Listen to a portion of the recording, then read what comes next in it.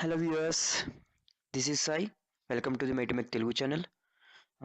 ఈ వీడియోలో మనం ఆటోమొబైల్స్ యొక్క ఇంజిన్స్ క్లాసిఫికేషన్ ఆఫ్ ఇంజిన్స్ గురించి తెలుసుకుందాం. Why the studying about engines is we have to know why you are studying about engines. Why? Because we can see the engine is the heart of your automobile engineering. Automobiles is the part where we are getting the power to run a vehicle. That's why we can say that engine is a heart of automobile engineering. Okay, let's go to the video. Classification of engines. Mainly మనం ఇంజిన్స్ని ఒక two టైప్స్లో classification చేయొచ్చు. ఒకటి external combustion engine and internal combustion engine. ఈ పేరులోనే మనం చెప్పొచ్చు external combustion engine అంటే ఏంటి, ఇంటర్నల్ కంబషన్ ఇంజిన్ అంటే ఏంటి. ఎక్స్టర్నల్ కంబషన్ ఇంజిన్లో కానీ మీరు చూసినట్లయితే ఒక ఏదైతే ఫ్యూల్ ఉందో, కోల్ కానీ ఏదైతే మన డీజిల్ అవునండి, పెట్రోల్ అవునండి, whatever it may be, దాని యొక్క సెపరేట్ ఛాంబర్లో మండించి through a media we're going to observe the power and using to get relative motion. Means మనం కోల్ని మండించి ఒక హీట్ ఎనర్జీని స్టీమ్ ఎనర్జీ కింద కన్వర్ట్ చేసి స్టీమ్ని మనకి రిక్వైర్డ్ మెకానికల్ ఎనర్జీగా, మీన్స్ రొటేటింగ్ ఎనర్జీగా మనకి ఆప్టైన్ చేస్తారు. అదే internal combustion engine. Internal combustion ఇంజిన్లో కానీ చూసినట్లయితే మనం ఇంటర్నల్ కంబషన్ ఇంజిన్స్లో the combustion takes place inside the chamber where we're getting the power directly from the engine. That's why we can say internal combustion engines. In case మనం internal కంబషన్లో కానీ వెళ్ళినట్టయితే okay, ఇప్పుడు మన ఎగ్జాంపుల్ గురించి మాట్లాడుకుందాం. External combustion engines మీ ఇక్కడ పిక్చర్లో చూసినట్లుగా అర్థమవుతుంది. We can say for heavy loaded vehicles and means heavy means train locomotives having external combustion engines. And internal combustion engines వచ్చేటప్పటికి normally we are using in daily lives. All vehicles are comes under the internal combustion engine. Okay, now classification of internal combustion engine. First internal combustion engine గురించి తెలుసుకునే ముందు మనం అసలు internal combustion ఇంజిన్లో ఏమి ఉంటాయి, అసలు parts ఏముంటాయి, దాని యొక్క యూజ్ ఏంటి మనం తెలుసుకుందాం. ఈ పిక్చర్లో కానీ మీరు చూసినట్లయితే ఇందులో ఒక సిలిండర్ మీకు పాయింటర్ పెట్టుంది, కర్సర్స్ పార్ట్స్ మెన్షన్ చేసి ఉన్నాయి. Cylinder, piston and intake valves and exhaust valves, crank shaft and connecting rod. Okay, ఒక పార్ట్ గురించి మనం ఇప్పుడు ఏంటి దాన్ని ఈ పిక్చర్లో కాకుండా మనం ఫిజికల్గా పార్ట్ ఎలా ఉంటుంది దాని గురించి చూద్దాం. This the cylinder. ఈ పిక్చర్లో మీరు చూస్తున్నారు 4 సిలిండర్ ఇంజిన్. ఇది 4 సిలిండర్ ఇంజిన్ యొక్క ఇంజిన్ యొక్క సిలిండర్ బ్లాక్ అనమాట. ఇందులోనే మనకి ఈ పిస్టన్ అనేవండి, క్రాంక్ షాఫ్ట్ మీన్స్ ఒక కనెక్టింగ్ రాడ్ అనేది పైకి మీన్స్ మూమెంట్ అనేది ఇందులోనే జరుగుతాయి. Next piston. Piston is the element which provides to and fro motion to move the piston up and down. To move piston అనేది మనకి ఈ సిలిండర్లో పైకి కిందకి మూవ్ అవుతూ ఉంటుంది. ఈ మూవ్ అవడం వల్లే మనకి వ్యాక్యూమ్ క్రియేట్ అయ్యి ఫ్యూల్ లోపల తీసుకున్నాం కానీ, అదే కంప్రెస్ చేయడం కానీ, అది ఎగ్జాస్ట్ కంబషన్ అయిపోయిన తర్వాత అడ్జస్ట్ చేయడం కానీ జరుగుతుంది. Next cylinder head. ఇప్పుడు మనం సిలిండర్ చూసాం, ఇంజిన్ హెడ్ అంటే ఇప్పుడు సిలిండర్ లోపల పిస్టన్ ఉంటుంది. పిస్టన్ పైన మనకి ఏదైతే ఇక్కడ కనిపిస్తున్నాయి intake valve, exhaust valve, fuel injector అవనివ్వండి, స్పార్క్ ప్లగ్ అనివ్వండి, ఇవన్నీ కూడా మనకి సిలిండర్ హెడ్ ఏదైతే ఉందో దాని మీదే మనకి మౌంట్ అయి ఉంటాయి. ది కనెక్టింగ్ రాడ్ మనకి పిస్టన్ యొక్క ఒక ఎండ్కి, క్రాంక్ షాఫ్ట్ యొక్క ఒక ఎండ్ కనెక్ట్ చేసి ఉంటుంది. ఎప్పుడైతే పిస్టన్ పైకి కిందకి మూవ్ అవుతుందో it is which rotates, and మనకి క్రాంక్ షాఫ్ట్ అనేది రొటేట్ చేస్తుంది. Crankshaft. We can define the crankshaft as an element which converts pistons to and fro motion into the rotary motion of the flywheel. Means piston పైకి కిందకి move అవుతున్నప్పుడు reciprocating action ఏదైతే ఉందో దాన్ని ఫ్లైవీల్కి rotary movement కింద అందించే ఒక సాధనాన్ని మనం crankshaft అని చెప్పవచ్చు. Okay, next directly we are going to jump into the our main topic, classification of internal combustion engines. According to the motion that piston moves, we can classify as reciprocating engine and rotary engine. ఈ పిక్చర్లో కూడా మీరు చూసినట్లయితే ఒక పక్కన reciprocating engine ఉంది. Reciprocating ఇంజిన్లో piston అనేది cylinder లోపల పైకి కిందకి మూవ్ అవుతుంది. Not means to and pro motion. దాన్ని మనం రెసిప్రొకేటింగ్ అని చెప్పవచ్చు. ఇప్పుడున్న మ్యాక్సిమం మనం యూజ్ చేసే డొమెస్టిక్ వెహికల్స్ అన్నిటిలో కూడా మనకి రెసిప్రొకేటింగ్ ఇంజిన్స్ చూస్తాం. And next is rotary engines. Rotary engines అంటే same the process is going to happen in reciprocating, that the same process will be also happening in rotary engine, but the action of that connecting rod is in rotary motion. బేసిక్గా ఈ engines మనం జెట్స్లో కానీ propulsion జెట్స్లో కానీ చూడొచ్చు. అదే మనం ఒక reciprocating engine కానీ తీసుకున్నట్లయితే we can classify that reciprocating into the two types, the 4-stroke engine and 2-stroke engine. అసలు 4-stroke ఇంజిన్ అనేది 2 strokes అనేది స్ట్రోక్స్ అంటే ఏంటని ఫస్ట్ కవర్ చేద్దాం. స్ట్రోక్ అంటే ఏం లేదు, ఒక పిస్టన్ని సిలిండర్లో మన పిస్టన్ ఉందని చెప్పాం కదా, పిస్టన్ టాప్ మోస్ట్ మ్యాక్సిమం లెవెల్ని టాప్ డెడ్ సెంటర్ అంటారు. కింద ఉన్న మీన్స్ మినిమం లెవెల్ని బాటమ్ డెడ్ సెంటర్ అంటారు. TDC, BDC. పిస్టన్ ఎప్పుడైతే టీడీసీ నుంచి బీడీసీ నుంచి వస్తుందో దాని ఒక స్ట్రోక్, మళ్ళీ బీడీసీ నుంచి టీడీసీకి వెళ్తుందో సెకండ్ స్ట్రోక్, అలాగనమాట. ఇప్పుడు ఫస్ట్ మనం ఇంజిన్ స్టార్ట్ చేయగానే ఏమవుద్దంటే పిస్టన్ అనేది just little moment of crankshaft. Piston ఏంటంటే పైనుంచి టీడీసీ నుంచి బీడీసీకి మూవ్ అవుతుంది. ఈ మూవ్ అవడం వల్ల ఏంటంటే ఒక సిలిండర్లో వ్యాక్యూమ్ క్రియేట్ అయ్యి మనకి inlet valve simultaneously when crankshaft rotates, crankshaft is directly connected to the valves, intake and exhaust valves by means of cams. Connecting rod తిరగడం వల్ల ఇంటేక్ వాల్వ్ అనేది ఓపెన్ అవుతుంది. At the same time piston comes downward and లోపల vacuum అనేది create అవుతుంది. లోపల vacuum create అవ్వడం వల్ల మనకి ఏదైతే ఫ్యూల్ ఉందో ఆ ఫ్యూల్ అనేది సిలిండర్లోకి ఎంటర్ అవుతుంది. ఎప్పుడైతే పిస్టన్ కిందకు వచ్చిందో మీన్స్ అక్కడికి ఒక స్ట్రోక్ కంప్లీటెడ్. ఎప్పుడైతే ఒక స్ట్రోక్ కంప్లీట్ అయింది, నెక్స్ట్ పిస్టన్ కిందకు వచ్చిందో automatically intake valves are closed. ఒక స్ట్రోక్ కంప్లీట్ అయింది. సెకండ్ స్ట్రోక్లో అనేది కంప్రెషన్. ఇప్పుడు వ్యాక్యూమ్ క్రియేట్ అయిన ఫ్యూల్ మనకి రికార్డ్ చేసిన ఫ్యూల్ మీన్స్ కలెక్ట్ చేసిన ఫ్యూల్ని సెకండ్ స్ట్రోక్లో అనేది కంప్రెషన్ చేస్తారు up to the certain pressure and pressure. According to the thermal laws, ఎప్పుడైతే మనకి ప్రెజర్ అనేది పెరిగిందో అకార్డింగ్ టెంపరేచర్ కూడా పెరుగుద్ది. ఆ టైంలో మనకి ఏంటంటే పవర్ స్ట్రోక్ రాకముందు కంప్రెషన్ స్ట్రోక్ ఎండింగ్లో ఒక స్పార్క్ అనేది ప్రొడ్యూస్ చేస్తాం, లేకపోతే combustion will takes place through the any other resources. Combustion అక్కడ ఒక మంట మండించడం వల్ల అక్కడ జనరేట్ అయ్యే పవర్ ఏదైతే ఎనర్జీ ఉందో దానివల్ల పిస్టన్ అనేది కిందకు మూవ్ అవుతుంది. పిస్టన్ కిందకు మూవ్ అయిన తర్వాత means this was the we can say this is the power stroke of engine. Last stroke వచ్చి ఎగ్జాస్ట్ స్ట్రోక్లో ఏంటంటే మనకి ఎప్పుడైతే పవర్ స్ట్రోక్ రిలీజ్ అయిందని పిస్టన్ కింద డౌన్ కొన్నప్పుడు two valves are exhaust valve intake valves are closed. Next to the certain energy that developed by that power stroke will consumes next process for releasing that ash and whatever the exhaust gases present inside the cylinder, and the exhaust valve automatically opens and the piston moves from downwards to the upward.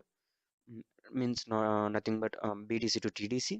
The gas will be removed from the cylinder. The cycle, one cycle మనకి ఏంటంటే ఈ 4 స్ట్రోక్లను ఒక cycle complete అయిందని చెప్పవచ్చు. ఒక cycle తర్వాత ఇంకో cycle అలాగా means number of thousands of cycles మనకి 1 by 1 రన్ అవుతూనే ఉంటాయి. This is the complete working of 4-stroke engine. మీరు అదే 2 స్ట్రోక్లో చూసినట్లయితే నేను ఇక్కడైతే ఏదైతే ప్రాసెస్ చెప్పానో intake, compression, power and exhaust, ఇవే 2 స్ట్రోక్లో ఇక్కడ మనకి ఇంజిన్లో కన్వర్ట్ అవుతాయి అన్నమాట. మీన్స్ హౌ ఇందులో ఏం లేదు, జస్ట్ స్ట్రోక్ అంటే మనకి 2 స్ట్రోక్ ఇంజిన్‌ల గురించి చూసినట్లయితే మనం exhaust stroke and compression stroke మనకి ఒకే స్ట్రోక్‌లో జరుగుతుంది. ఎగ్జాస్ట్ అండ్ కంప్రెషన్ ఒక స్ట్రోక్‌లో జరుగుతాయి. నెక్స్ట్ కంబషన్ అండ్ ఇంటేక్ 2 ఒక స్ట్రోక్‌లో జరుగుతాయి. అంటే మన యొక్క సిలిండర్ యొక్క షేప్, దాని యొక్క ప్రాపర్టీస్ చేంజ్ చేయడం వల్ల మనం ఈ 2 స్ట్రోక్ ఇంజిన్ అనేది ఆహ్, ఏర్పరచగలిగాం. మీన్స్ సిలిండర్ యొక్క షేప్ అండ్ సైజ్ చేంజ్ చేయడం వల్ల మనం piston according to piston arrangement మనం చేంజ్ చేయడం వల్ల మనకి 4 స్ట్రోక్ని 2 స్ట్రోక్స్ కన్వర్ట్ చేసి దాని యొక్క మీన్స్ 4 స్ట్రోక్ బదులు మనం ఇక్కడ 2 స్ట్రోక్స్ చేయడం వల్లే మనకు ఒక పవర్ స్ట్రోక్ అనేది జనరేట్ అవుతుంది. The difference between 4 stroke and 2 stroke engine. And mainly second petrol engine and diesel engine. ఇప్పుడు మనం సాధారణంగా వింటూ ఉంటాం పెట్రోల్ ఇంజిన్ అంటే మనకి ఏ వెహికల్లో పెట్రోల్ ఇంజిన్ యూజ్ చేయాలి, ఏ వెహికల్లో డీజిల్ ఇంజిన్ యూజ్ చేయాలి, దానికంటే ముందు మనం పెట్రోల్ అండ్ డీజిల్ యొక్క 2 ఫ్యూయల్స్ యొక్క ప్రాపర్టీస్ అని తెలుసుకున్నాం. పెట్రోల్ కానీ గ్యాసోలిన్ కానీ ఈ రెండు ఏంటంటే మనకి లో బాయిలింగ్ పాయింట్ అనమాట, తక్కువ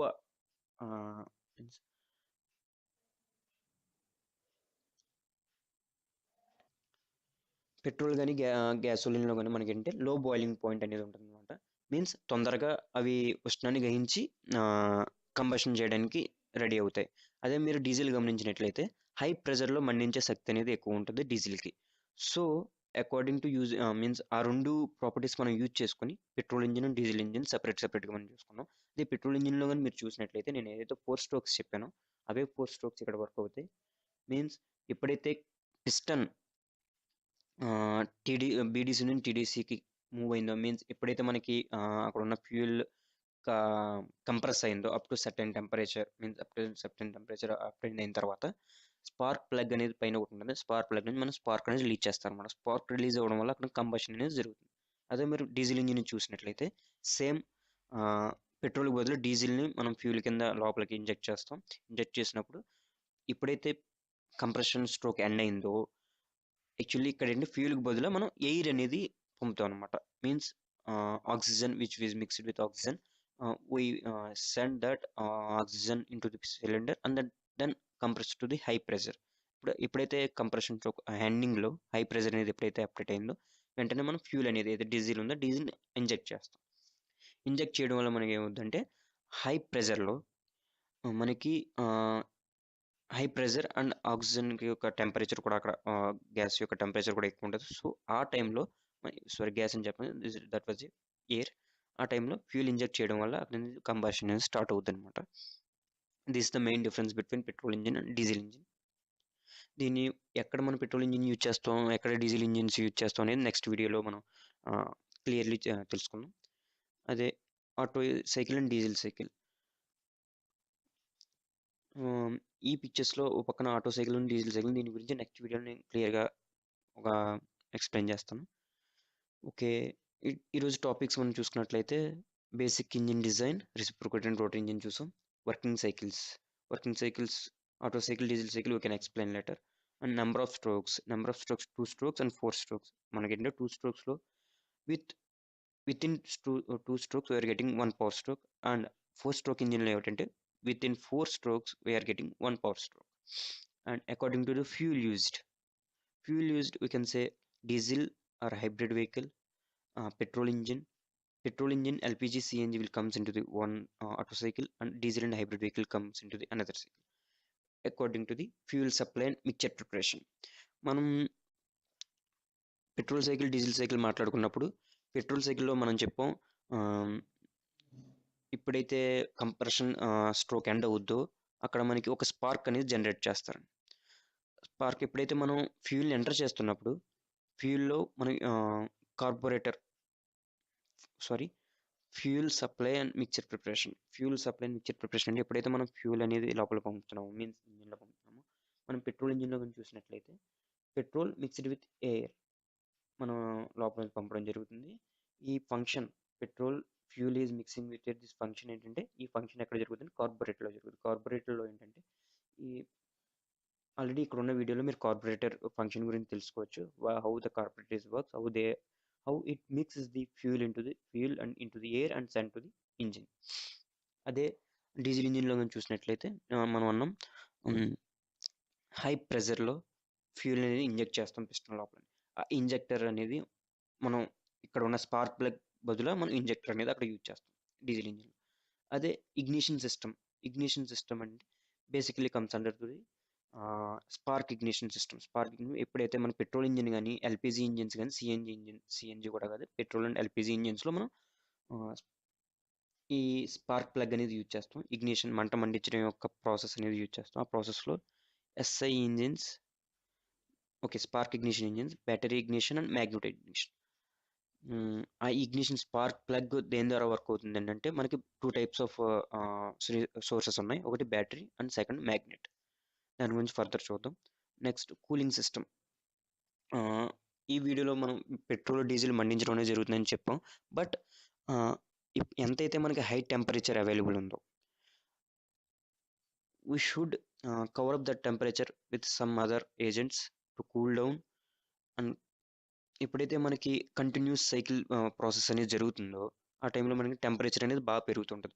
మన టెంపరేచర్ పెరిగే కొద్దీ it very harms to the our parts and our harmful to the human also. So we should control that cooling system, means control that temperature. That's why we are using cooling system.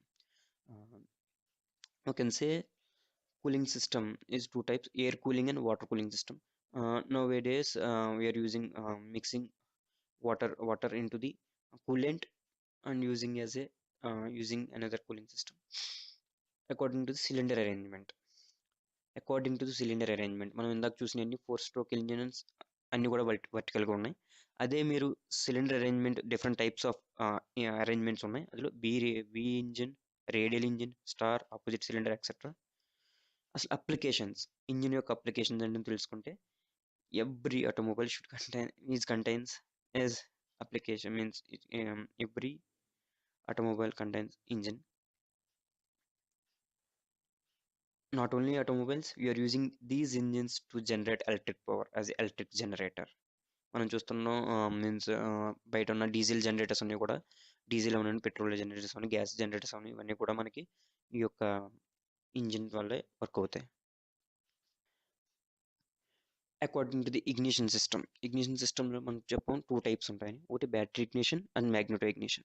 ఎక్కడైతే మనకి spark plug మండించాలో it is set అయిన time మనకి continuous spark plug signal ఇవ్వడానికి మనం బ్యాటరీని use చేస్తాం దాని పవర్ కోసం.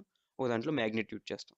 మనం నిజంగా ఇది చెప్పాలంటే ఇందులో ఇగ్నిషన్ సిస్టంలో, బ్యాటరీ ఇగ్నిషన్ సిస్టంలో చూసినట్లయితే మనం జస్ట్ ఒక కాంట్రాక్ట్ బ్రేకర్కి జస్ట్ కీ రొటేట్ చేస్తే అక్కడ నుంచి బ్యాటరీ నుంచి మనకి ఇగ్నిషన్ కాయిల్కి పవర్ వెళ్ళి అక్కడ నుంచి డిస్ట్రిబ్యూటర్కి స్పార్క్ అనేది వెళ్తుంది. డిస్ట్రిబ్యూటర్ అంటే ఇట్ సెట్ అయిన టైంలో ఎక్కడైతే ఏ సిలిండర్కి అయితే మనకి 4 సిలిండర్లు ఉంటాయి కదా, 4 సిలిండర్ 2 సిలిండర్స్ ఏదైతే ఉందో అక్కడ ఏదైనా సరే సెట్ అయిన టైంలో మనకి స్పార్క్ అనేది రిలీజ్ చేయాలి. దాన్ని డిస్ట్రిబ్యూటర్ అనేది కంట్రోల్ చేస్తుంది.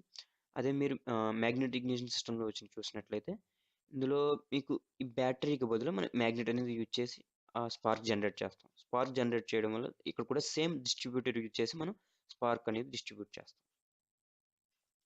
మన cooling system, air cooling system, water cooling system. Air cooling system అంటే సాధారణంగా లో టెంపరేచర్ సింగిల్ సిలిండర్స్ కానీ యూజ్ చేస్తాం. ఇందులో మెయిన్గా మనం యూజ్ చేసేది ఫిన్స్ ద్వారా మనకి ఏంటంటే జస్ట్ ఇంజిన్ చుట్టూరా మనకి ఇంజిన్ బాడీ ఏదైతే ఉందో దాని చుట్టూరా సర్టెన్ ఫిన్స్ అరేంజ్ చేసి ఎయిర్ ఫ్లో ఉండేలా, తగినట్టు ఎయిర్ ఫ్లో ఉండేలా డిజైన్ చేస్తారనమాట.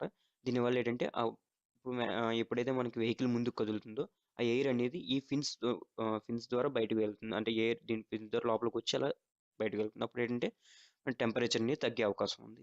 అండ్ వాటర్ కూలింగ్, ఇప్పుడైతే హెవీ వెహికల్స్ కానీ 4 సిలిండర్స్, మల్టీ సిలిండర్స్ ఇంజిన్స్ కానీ మనం వాటర్ కూలింగ్ సిస్టమ్ అనేది యూజ్ చేస్తాం. Water in further video we can learn about cooling systems, how the cooling system works, what is that classification of cooling systems, what the parts in the cooling system. And finally, thanks a lot for watching this video. If you like this video, please subscribe our channel and share this video as much as possible. Please give me the feedback. Feel free to give feedback. Feedback is improvement.